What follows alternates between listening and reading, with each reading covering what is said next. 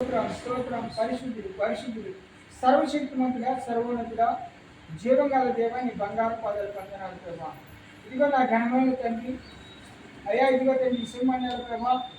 ఇదిగో నా ఘనమైన తండ్రి దినం 14వ తారీఖు అయ్యా ప్రభు లేచొచ్చిన రోజు మీకు స్తోత్రం చెల్లిస్తున్నాను అయ్యా.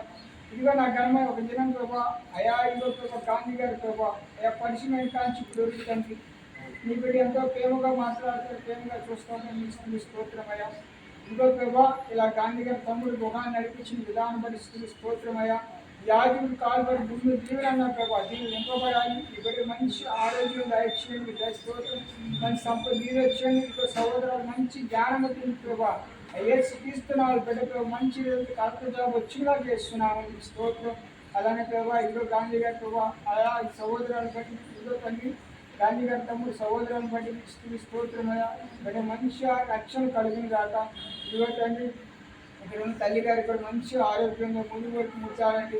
ఎవరిని స్వస్థత మీద స్తోత్రం చెల్లిస్తున్నాడయ్యా.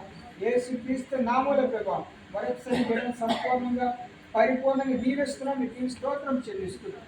యేసు నామములో అడిగి వేడుకొని పొంది పరమ తండ్రి ఆమేన్ ఆమేన్.